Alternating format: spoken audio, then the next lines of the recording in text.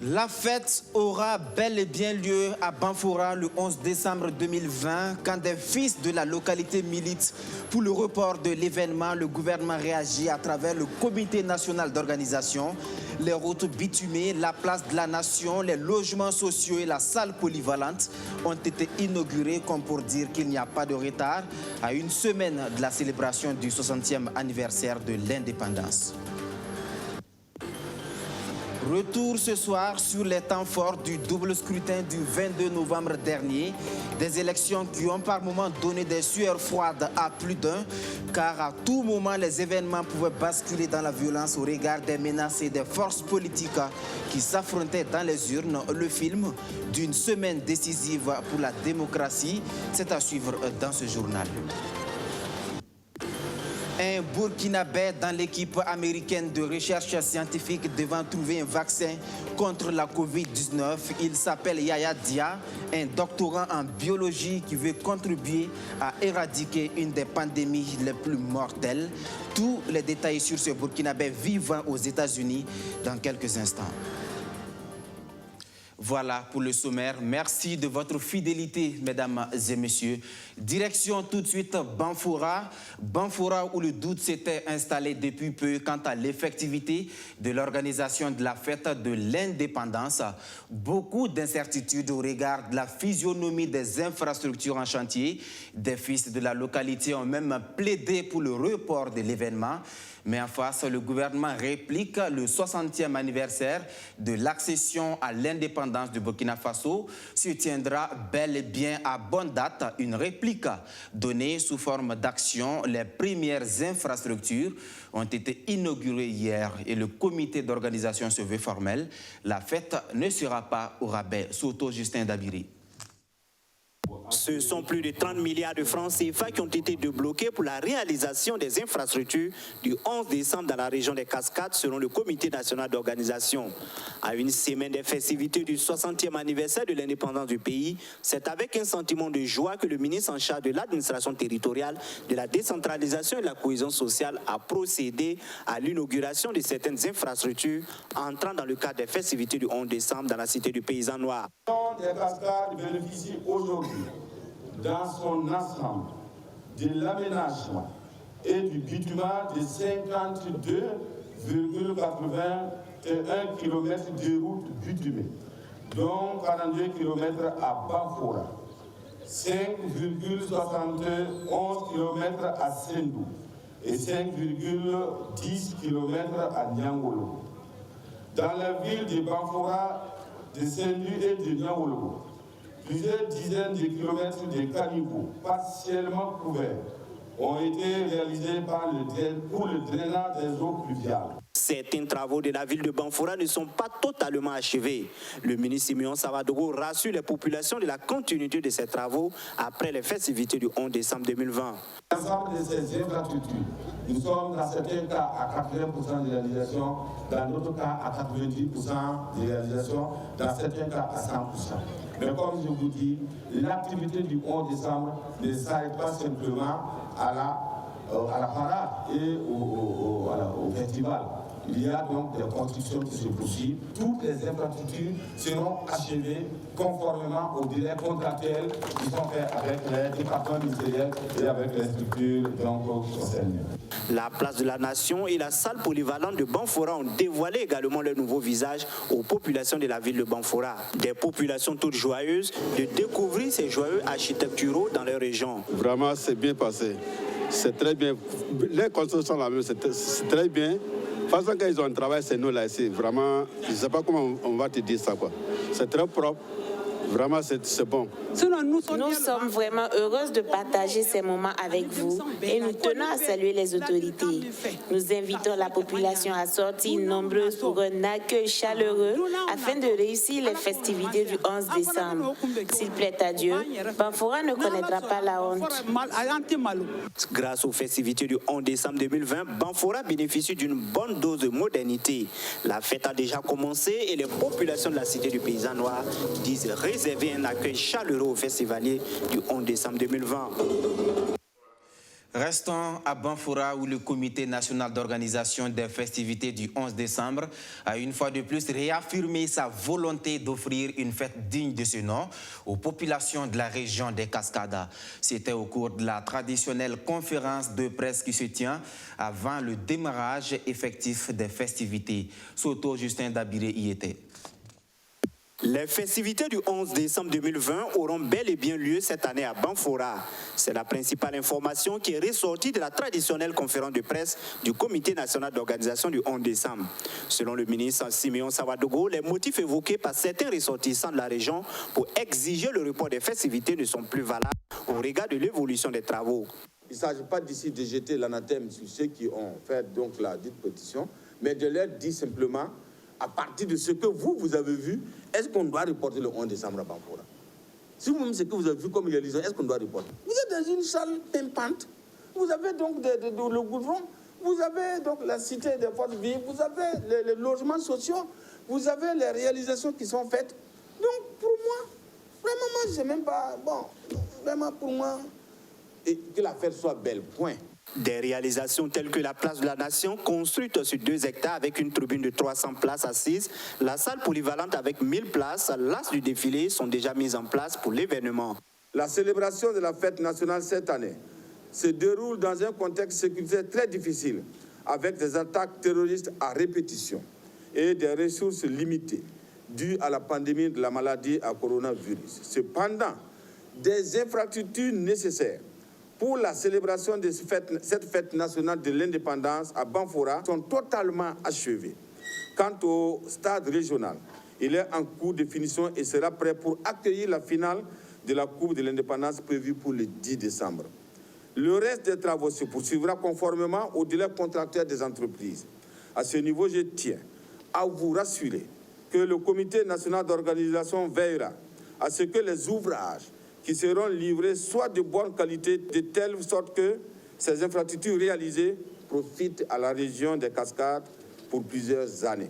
La célébration du 60e anniversaire de l'indépendance du Burkina Faso dans la cité du paysan noir est placée sous le thème « Cohésion nationale et engagement patriotique pour le développement durable du Burkina Faso dans un contexte d'insécurité de Covid-19 ». Le ministère de l'administration territoriale, un des départements fortement impliqués dans l'organisation des élections du 22 novembre dernier, un double scrutin législatif et présidentiel, un grand moment de démocratie qui a tenu en haleine tout le pays et même à l'international. Tant c'était l'une des élections les plus disputées de l'histoire récente de notre pays. Une période de passion, de tension, d'un peu de peur aussi, du jour du vote le 22 novembre jusqu'à la proclamation des résultats provisoires des législatives le 28 novembre. C'est tout un pays qui a retenu son souffle. Retour ce soir sur le film d'une semaine décisive pour la démocratie burkinabé. C'est avec Hervé Dapa. Ces événements se déroulent entre le 22 novembre et le 28 novembre 2020. 22 novembre, jour du vote. Dimanche 22 novembre au matin, des files d'attente devant des bureaux de vote à Ouagadougou et un peu partout au Burkina où se tient le double scrutin présidentiel et législatif de 2020. Simples citoyens, personnalités administratives et politiques ou encore candidats, un peu plus de 6 millions de Burkinabés sont appelés à choisir leur prochain président et à renouveler l'Assemblée nationale. Mais les choses ne vont pas se dérouler sans difficulté. Les premiers couacs. Plus de combien de candidats sur les listes et puis on vient nous dire que ça à l'heure on va ouvrir les bureaux de vote, ce n'est pas normal. Très vite, les premiers couacs apparaissent. Retard d'ouverture de bureaux de vote, des électeurs pourtant détenteurs de cartes d'électeurs refoulées parce que leur nom ne figurant pas sur les listes électorales, modification de la cartographie des bureaux de vote, entre autres, sont signalés par-ci et par-là, créant une suspicion de fraude au sein de l'opposition. Et c'est dans ce climat qu'au soir du 22 novembre, les bureaux de vote ferment avec cette question. Toutes ces irrégularités suspensionnées sont-elles de nature à entacher la crédibilité des résultats à venir? Sur les plateaux de télé lors de la nuit électorale, les avis divergent au sein des observateurs de l'élection. Donc ça s'est bien passé aussi, pourquoi? Parce qu'on n'a pas constaté d'incident majeur qui s'est passé dans le cours de la journée ou qui bloque en tout cas le déroulement du scrutin dans un grand ensemble. Il faut quand même noter qu'il y a eu des impairs, je ne dirais pas quelques impairs parce que les impairs sont vraiment très importants parce qu'il ne faut pas le négliger. 23 novembre 2020, début de la proclamation des résultats. Commune d'Orola, nombre d'électeurs inscrits, 5024. Lundi 23 novembre, les premiers résultats commencent à tomber. Les premières tendances aussi se dessinent. Le président sortant mène la danse. Roch-Marc Christian Kaboré est suivi par ses deux principaux rivaux, Edi Kombo-Igo et Zéphirin Diabré. Toute la journée, la CENI égrène les suffrages, commune après commune. Et puis, 159 voix. Coup de théâtre. En tout état de cause, les signataires de l'accord politique de l'opposition n'accepteront pas des résultats entachés d'irrégularité et qui ne reflètent pas la volonté du peuple burkinabé.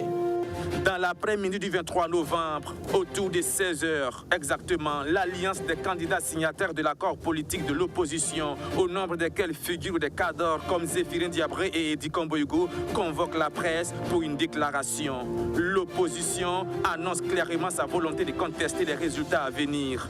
À partir de ce moment, les choses s'accélèrent.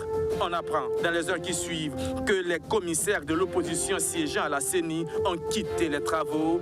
Dans la foulée, la Commission électorale nationale indépendante annonce la suspension de la proclamation des résultats. Moment de flottement. La peur. À Ouagadougou, certains commencent à s'inquiéter. L'exemple dramatique et récent des pays voisins est dans toutes les têtes.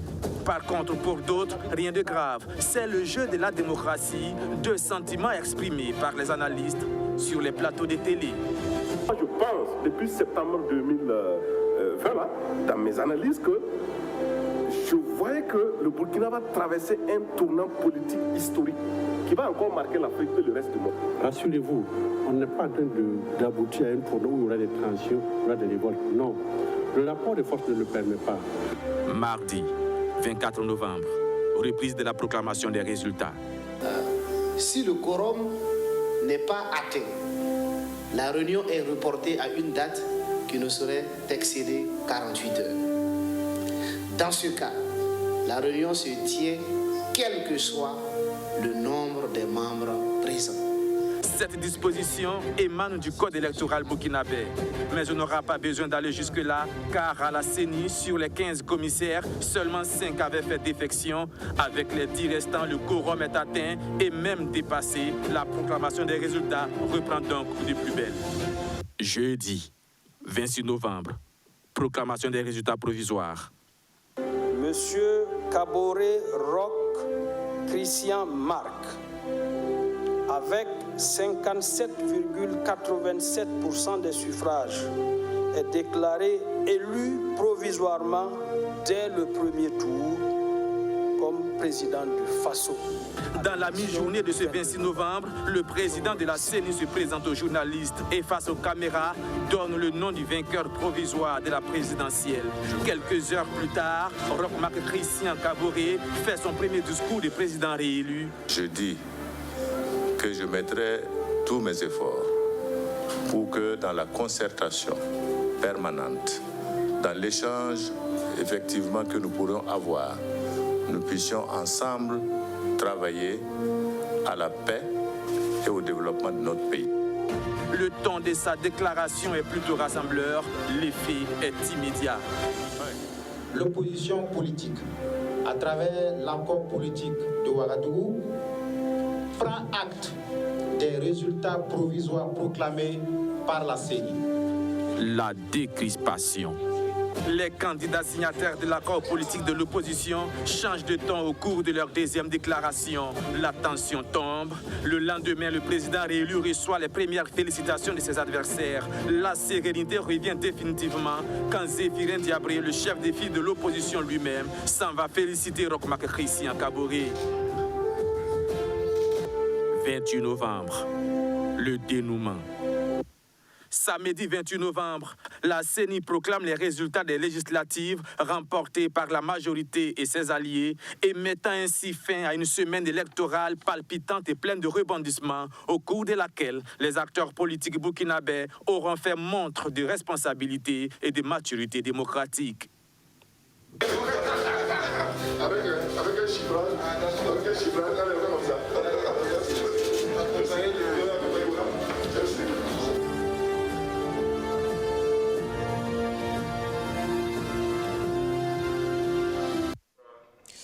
Passé les élections, place maintenant la mise en œuvre des actions de développement, notamment avec les 28 grands projets et programmes logés au ministère des Finances qui ont été passés en revue ce matin. Il ressort que 9 d'entre eux sont toujours en exécution. Quelles sont les difficultés que ces projets rencontrent dans leur mise en œuvre?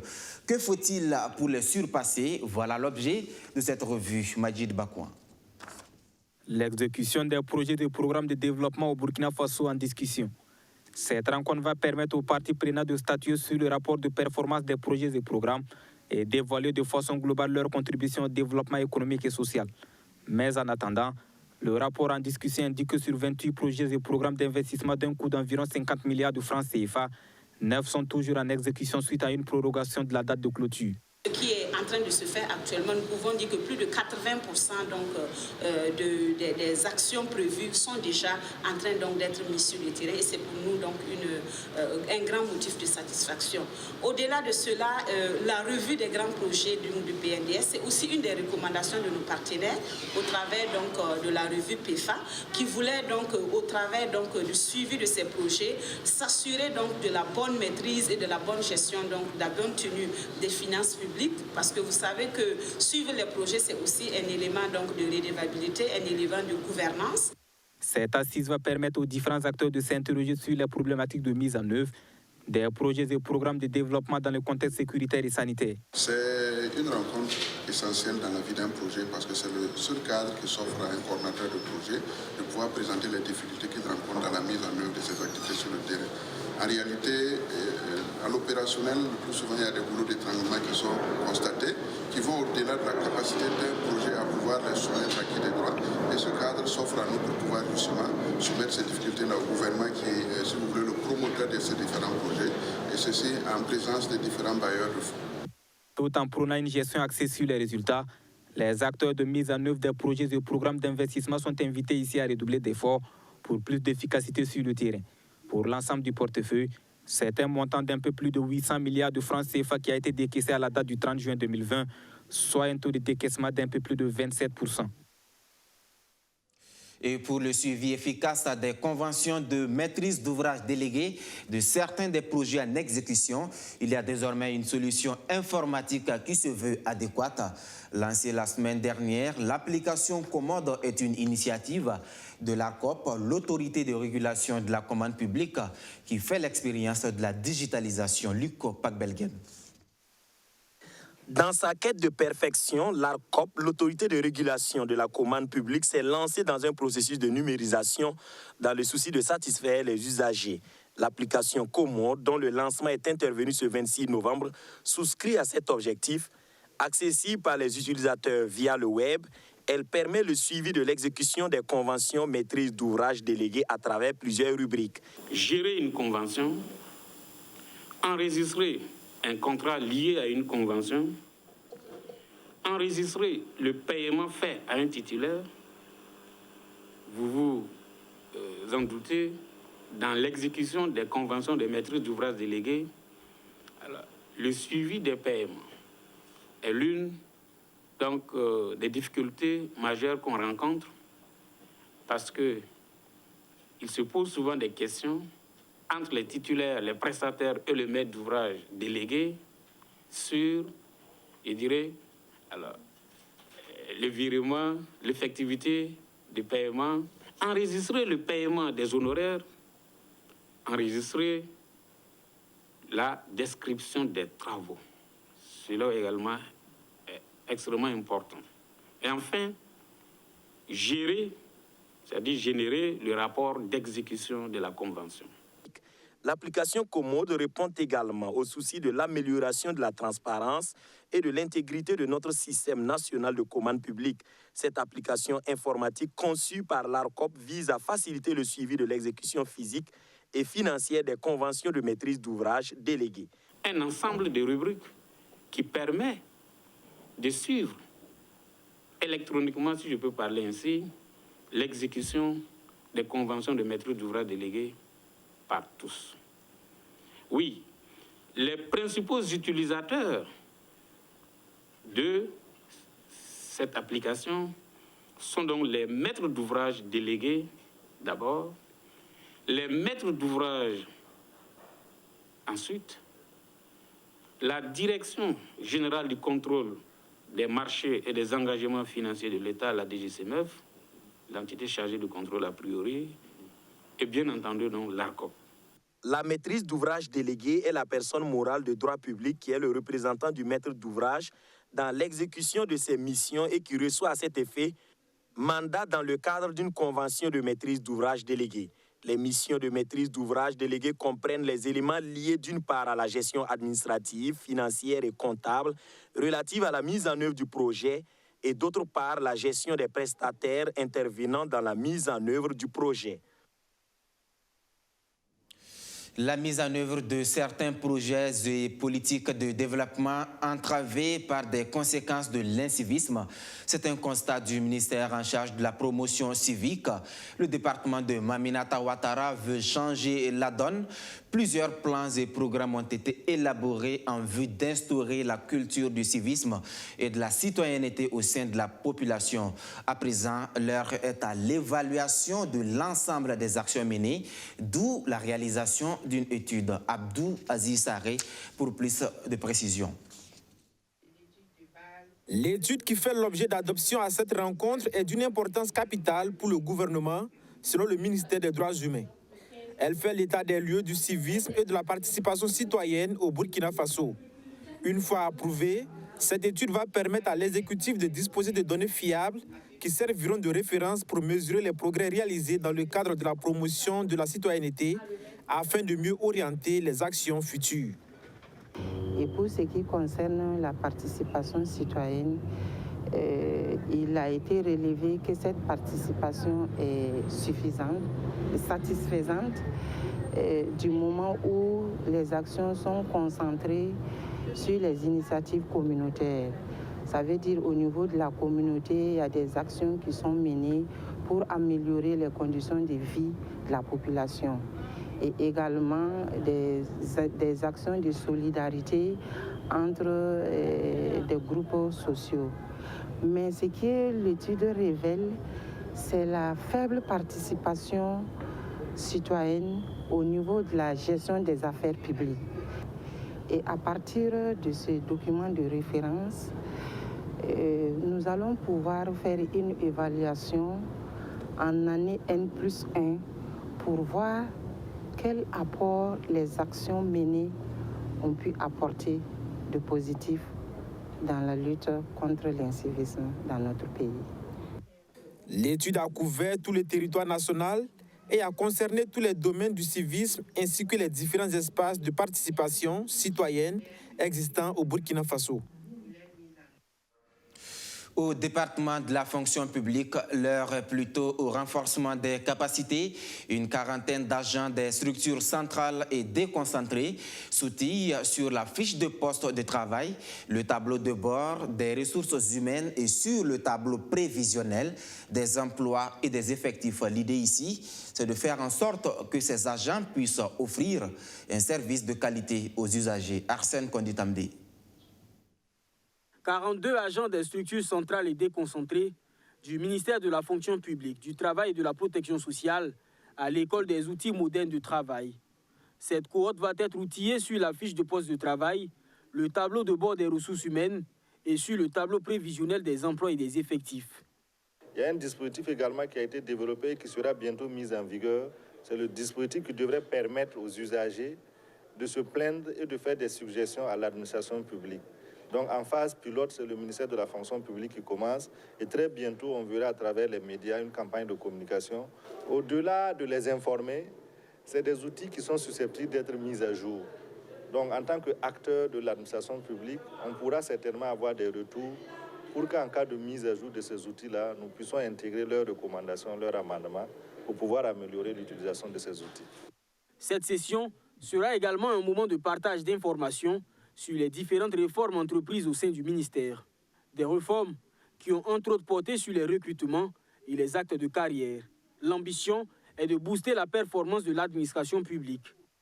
Vous êtes celles et ceux sur lesquels s'appuie le département en charge de la fonction publique et du travail pour remplir sa mission de service public et apporter véritablement sa contribution au développement de nos chères patries. L'évolution du monde actuel et l'exigence d'une offre de services publics de qualité commandent que nous redéfinissions nos paradigmes afin d'être à mesure de répondre efficacement aux clients de l'administration publique. Au thème des 4 sessions de formation, 142 agents devraient être touchés sur le territoire national. Venons-en à cet autre grand format de cette édition. Le vaccin américain contre la COVID-19 est l'un des plus avancés au monde.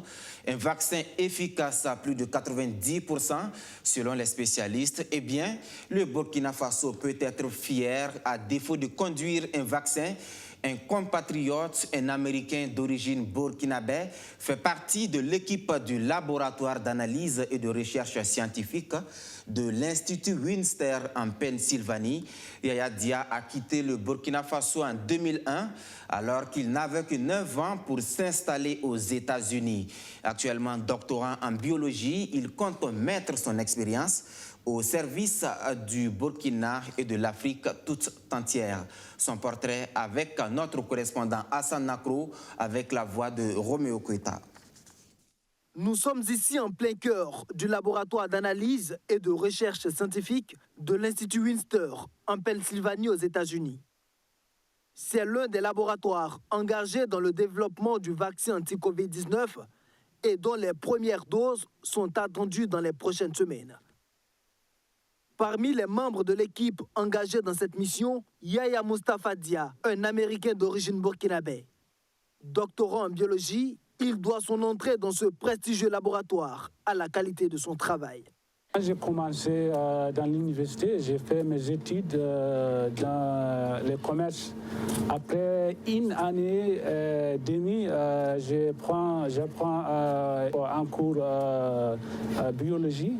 Après ça, je trouve un intérêt pour continuer à faire la biologie. Et pourtant, rien n'était gagné d'avance pour ce jeune Burkinabé passionné de biochimie. En 2001, il quitte le Burkina Faso pour les États-Unis pour y poursuivre ses études. Il avait alors 9 ans. Je suis grandi au Burkina Faso. Mes parents étaient émigrés par Mauritanie. On était au Burkina Faso jusqu'à 2001. Après ça, on arrive ici en Amérique. 21 ans plus tard, celui qui s'était orienté dans des études de commerce international se trouve au cœur de la recherche du remède pour sauver le monde entier contre le coronavirus. Une histoire extraordinaire et une solide expérience que ce jeune Burkinabé compte bien mettre à la disposition du Burkina Faso et de l'Afrique. Moi, si je peux aider, vraiment, je dois aider. Burkina, c'est un pays où les gens sont très gentils et beaucoup de respect pour le Burkina Faso. Je vais aider comme je vais aider. Mais avant cet éventuel retour au bercail, Mustafa Dia continue ses recherches dans son laboratoire. Le vaccin contre la COVID-19 développé par le laboratoire Moderna est actuellement efficace à plus de 90%.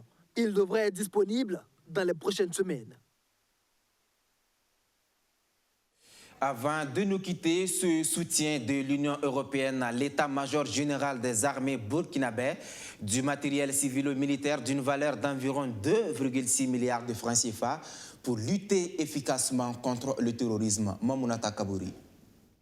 Des véhicules de dernière génération pour barrer la route aux terroristes, une unité de forage de pointe, des éléments opérationnels de déminage entre autres, autant de matériel mis à la disposition des forces armées burkinabées.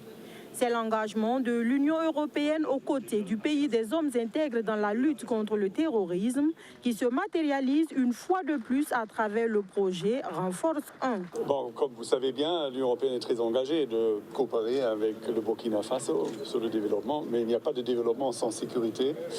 Et pour ça, nous avons un peu élargi notre champ d'intervention. Et je suis très content qu'on peut vraiment être utile en fournissant des matériels utiles, je crois, pas seulement militaires, mais aussi civils. Et par exemple, la fourreuse va aider les soldats à déployer, mais ça va aussi aider, et ça c'est pour nous un aspect assez important, d'aider la population sur place. Sans conteste, ce matériel sera d'une grande aide pour relever les défis de sécurité et de stabilité qui s'imposent au Burkina Faso. Effectivement, ce matériel, comme vous voyez, on a déjà des véhicules, par exemple, de ce genre, mais la technologie change. Ceci, c'est des véhicules de dernière génération. C'est comme la foreuse, vous savez que le génie en avait, mais ce n'est pas de cette qualité-là. Donc pour nous, ce matériel est très important dans le cadre de la lutte contre le terrorisme, parce que vous savez que le matériel n'a jamais suffi, parce que le champ est trop large. Au début, rappelez-vous que c'était le nord, après c'est l'est, après c'est l'ouest, on est obligé de nous éparpiller. Estimé à environ 2,6 milliards de francs CFA, ce don entre dans le cadre du projet Renforce 1, fruit d'une collaboration tissée entre la délégation de l'Union européenne et l'état-major général des armées en fin 2018, dont l'objectif est de renforcer les capacités du génie militaire dans le déploiement des forces de défense dans l'est du pays. Bientôt interviendront Renforce 2 et 3, respectivement dans le centre-nord et le nord du pays, pour un montant global de 17 millions d'euros, soit environ 10 milliards 200 millions de francs CFA. Ce journal qui s'achève, merci à tous de l'avoir suivi. Merci de votre fidélité partout au Burkina Faso et plus précisément à Ziga dans le San Matenga. À demain pour d'autres actualités. Bonsoir.